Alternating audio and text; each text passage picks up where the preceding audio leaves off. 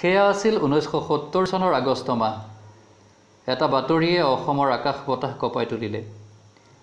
সেই সময়ৰ অবিভক্ত গোৱালপাৰা জিলাৰ এটা অংশ আৰু বৰ্তমানৰ ধুবুৰী জিলাৰ জিলা আৰু সত্ৰ ন্যায়াধীশৰ চৰকাৰী আৱাসগৃহত এটা দুটা নহয় 4টাকৈ মৃতদেহ উদ্ধাৰ হৈছে, তাকো মহিলাৰ। যথাসময়ত মৃতদেহকেইটাৰ চিনাক্তকৰণ হ'ল। এই মৃতদেহকেইটা আন কাৰো নাছিল, তেওঁলোক আছিল এটা সময়ত সেই ঘৰৰে আৱাসী। তেওঁলোক আছিল অৱসৰপ্ৰাপ্ত জিলা আৰু সত্ৰ ন্যায়াধীশ উপেন্দ্ৰনাথ ৰাজখোৱাৰ পত্নী আৰু 3গৰাকীকৈ গাভৰু জী। তেওঁলোকক হত্যা কৰি মৃতদেহবোৰ চৰকাৰী আৱাসগৃহৰ চৌহদতে পুতি ৰখা হৈছিল। আটাইতকৈ চাঞ্চল্যকৰ কথা হ'ল যে এই হত্যাকাণ্ডৰ অভিযোগত অভিযুক্ত হ'ল স্বয়ং বিচাৰক উপেন্দ্ৰনাথ ৰাজখোৱা। সেই সময়ত আজিকালিৰ দৰে ফেচবুক আৰু হোৱাটছএপ নাছিল, হ'লেও বাতৰিটো বিয়পিবলৈ বেছি সময় নালাগিল।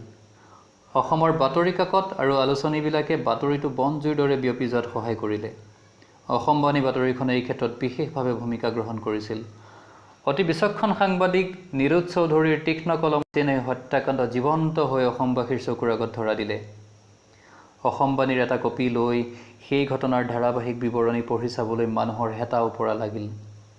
এটা সময়ত অসমবাণীৰ বিক্ৰী বাঢ়ি গৈ 85,000 হ'লগৈ। সকলোতে বাতৰিটোৰ সৰব আলোচনা চলিল। এজন অৱসৰপ্ৰাপ্ত বিচাৰকে নিজৰ পৰিয়ালৰ সদস্যক এনেদৰে নৃশংসভাৱে হত্যা কৰিব পাৰিব জানো? একে আষাৰতে কথাটো মানি ল'বলৈ সকলোৱে টান পালে। ইতিমধ্যে মানুহবোৰে জানিছিল যে বিচাৰক উপেন ৰাজখোৱা এজন যথেষ্ট অমায়িক স্বভাৱৰ ব্যক্তি আছিল। সকলোকে আপোন কৰি লোৱা এই শান্ত স্বভাৱৰ সুদক্ষ বিচাৰকজনে কেনেকৈ পৰিয়ালৰ আপোন মানুহবোৰক হত্যা কৰিব পাৰে? ইফালে পুলিচৰ তদন্ত ক্ষিপ্ৰগতিৰে আগবাঢ়িছিল। এটা সময়ত সকলো পৰ্দা আঁতৰিছিল আৰু সকলো মানুহেই সাক্ষী হৈ পৰিছিল এটা চিনেমা লগা সঁচা ঘটনাৰ। জানিছিল বিচাৰক উপেন ৰাজখোৱাৰ মুখাৰ আঁৰত লুকাই থকা হত্যাকাৰী উপেন ৰাজখোৱাৰ বিষয়ে। বিচাৰক উপেন ৰাজখোৱাৰ জন্ম হৈছিল ডিব্ৰুগড়ত। অত্যন্ত মেধাৱী ছাত্ৰ হিচাপে পৰিচয় দি ৰাজখোৱাই যোৰহাটৰ JV কলেজৰ পৰা BA পাছ কৰিছিল। তাৰ পিছতে তেওঁ নামভৰ্তি কৰিছিল ওকালতিত। ওকালতি পঢ়া সামৰি তেওঁ নিম্ন আদালতত বিচাৰক হিচাপে চাকৰি জীৱনৰ পাতনি মেলিছিল। অতি সফলতাৰে বিচাৰকৰ চাকৰি শেষ কৰিবলৈ ওলোৱা ৰাজখোৱাৰ শেষবাৰৰ বাবে পোষ্টিং হৈছিল ধুবুৰীত। সেয়া 1969 চন। তেওঁ থাকিবলৈ লৈছিল চহৰৰ এটা সম্ভ্ৰান্ত অঞ্চলত অৱস্থিত জিলা আৰু সত্ৰ ন্যায়াধীশৰ বাবে নিৰ্দিষ্ট হৈ থকা চৰকাৰী বাংলোত। সেই বছৰৰে পূজাৰ পিছত তেওঁ পৰিয়ালটোক প্ৰথমবাৰৰ বাবে গুৱাহাটীৰ পৰা ধুবুৰীলৈ নিয়ে।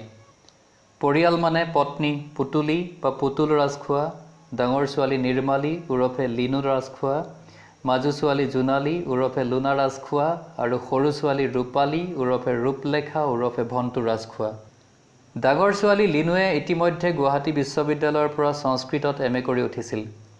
মাজু ছোৱালী লুনা আৰু সৰু ছোৱালী ভণ্টুৱে গুৱাহাটীৰ সন্দিকৈ ছোৱালী মহাবিদ্যালয়ত স্নাতক মহলাত পঢ়ি আছিল। প্ৰথমবাৰৰ বাবে পৰিয়ালটো ধুবুৰীত বেছিদিন থকা নাছিল। ইয়াৰ পিছত মাজে সময়ে অহা যোৱা চলি থাকিল। 1970 চনৰ জানুৱাৰী মাহত পুতুলি ৰাজখোৱা আৰু ডাঙৰ ছোৱালী লিনু কিছুদিন থকাকৈ ধুবুৰীলৈ আহিল। ইফালে জানুৱাৰী মাহৰ শেষত বিচাৰক ৰাজখোৱাই অৱসৰ গ্ৰহণ কৰিলে। ফেব্ৰুৱাৰী মাহৰ 10 তাৰিখ আছিল সৰস্বতী পূজা।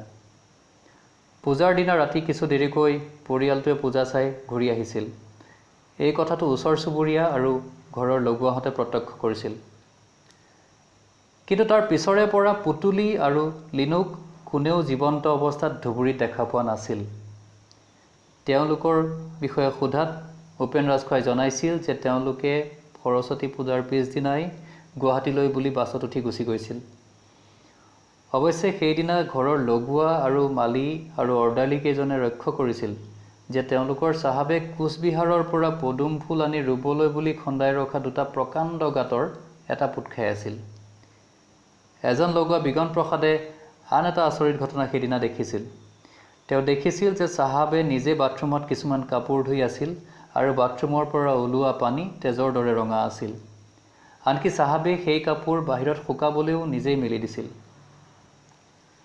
14 ফেব্ৰুৱাৰীত উপেন ৰাজখোৱাই তেওঁৰ শালপতি অৰ্থাৎ পুতুলি ৰাজখোৱাৰ সৰু ভনীয়েকৰ স্বামী আৰু সেই সময়ৰ অসমৰ ৱেষ্ট ৰেঞ্জৰ DIG বৰদা শৰ্মালৈ ফোন কৰি তেওঁলোকৰ ঘৰত থকা ৰাজখোৱাৰ সৰু ছোৱালী দুজনীক ধুবুৰীলৈ পঠিয়াই দিবলৈ অনুৰোধ জনালে।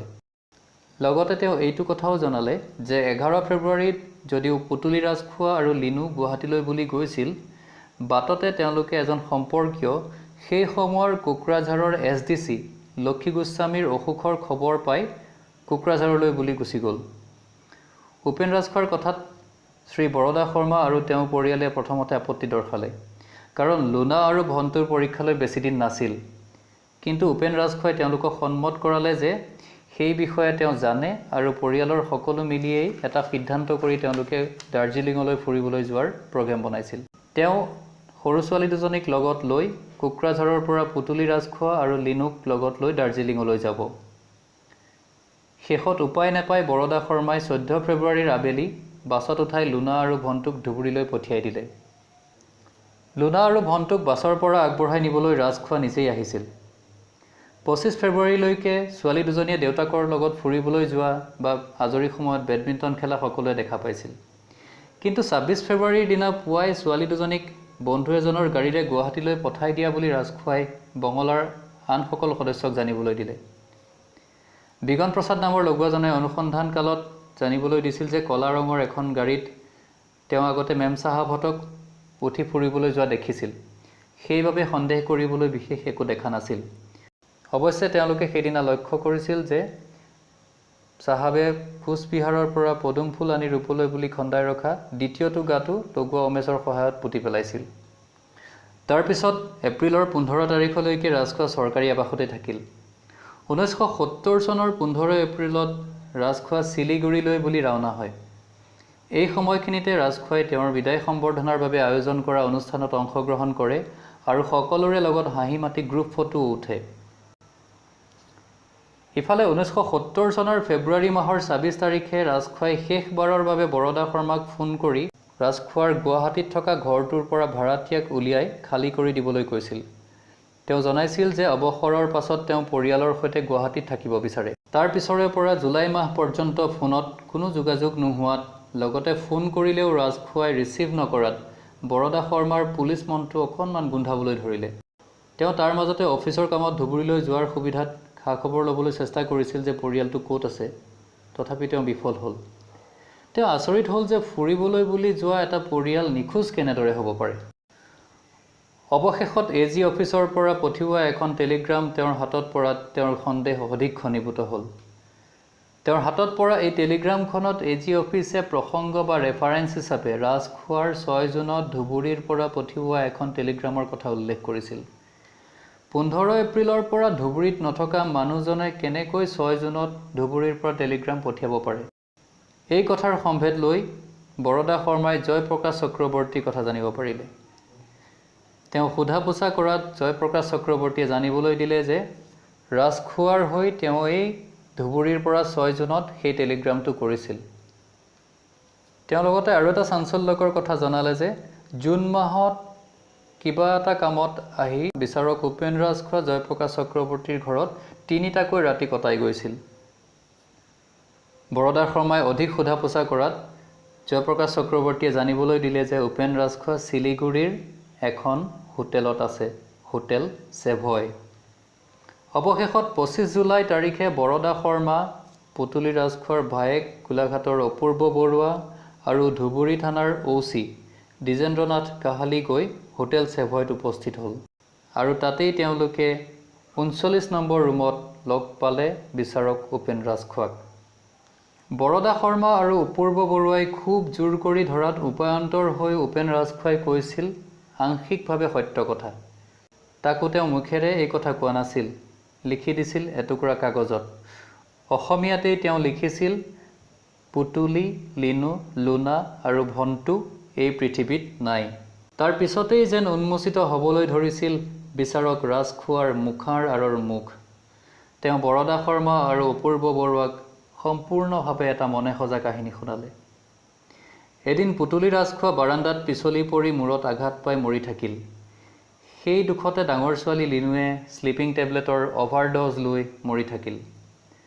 তেওঁ সৰু ছোৱালী দুজনীয়ে মনত আঘাত পাই আত্মহত্যা কৰিব পাৰে বুলিয়েই আত্মীয় স্বজনক এই খবৰ নিদি পুতুলি আৰু লিনুৰ মৃতদেহ কিছুমান বিহাৰী বনোৱা লগাই ব্ৰহ্মপুত্ৰৰ বুকুত পেলাই দিয়া বুলি জনালে। ইফালে লুনা আৰু ভণ্টু সন্দৰ্ভত তেওঁ ক'লে যে যেতিয়া ধুবুৰীলৈ আহি সিহঁতি এই কথাটো শুনিলে দুয়োজনীয়ে মনৰ আঘাত সহিব নোৱাৰি ব্ৰহ্মপুত্ৰৰ বুকুতেই জাপ দি আত্মহত্যা কৰিলে। বৰদা শৰ্মা আৰু অপূৰ্ব বৰুৱাই তেতিয়া যি হ'ল হৈ গ'ল বুলি মনতে সান্তনা লভি মৃতদেহ পেলোৱা ঠাইটুকুৰা দেখুৱাবলৈ উপেন ৰাজখোৱাক অনুৰোধ জনালে। ৰাজখোৱা প্ৰথমতে মান্তি হোৱা নাছিল, কিন্তু শেষত বৰদা শৰ্মা আৰু অপূৰ্ব বৰুৱাই জোৰ কৰি লগ ধৰাত তেওঁ যাবলৈ মান্তি হ'ল আৰু কাপোৰ সলাবলৈ বুলি বাথৰুমলৈ গ'ল। বাথৰুমৰ পৰা কিছু সময়ৰ পিছত এটা অস্ফুট গেঙনিৰ দৰে শব্দ আহিল আৰু তাকে শুনি বৰদা শৰ্মা আৰু অপূৰ্ব বৰুৱাই বাথৰুমৰ দৰ্জা খোলাৰ ব্যৱস্থা কৰি দেখিলে যে বাথৰুমৰ এডোঙা তেজৰ মাজত ৰাজখোৱা লুতুৰি পুতুৰি হৈ আছে। তেওঁ এখন ছুৰীৰে পেটত আঘাত কৰিছিল।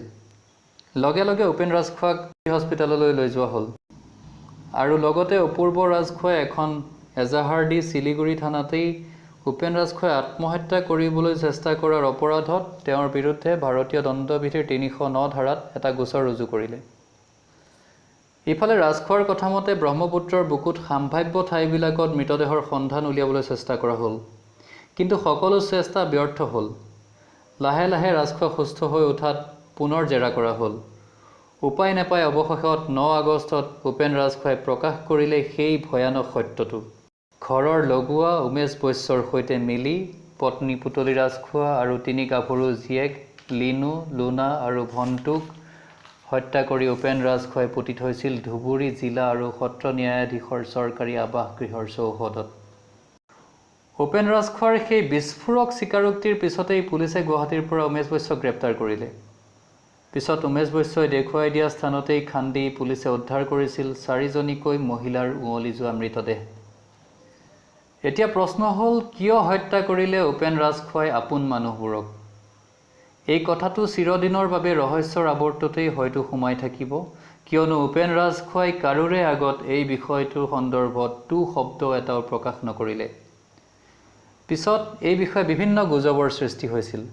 তাৰ ভিতৰত এটা গুজবত পুতলি ৰাজখোৱাৰ চৰিত্ৰক লৈ সন্দেহৰ আঙুলি উঠিছিল। বহুতৰ মতে উপেন ৰাজখোৱাৰ সন্তান জন্ম দিব পৰাৰ ক্ষমতা নাছিল। আন কিছু লোকে আকৌ উপেন ৰাজখোৱাৰ ছোৱালীকেইজনীক লৈ সন্দেহ প্ৰকাশ কৰিছিল।